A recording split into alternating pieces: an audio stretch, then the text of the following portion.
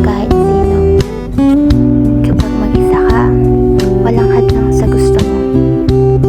Walang hadlang sa pag-iyak mo. Walang manghuhusga sa'yo.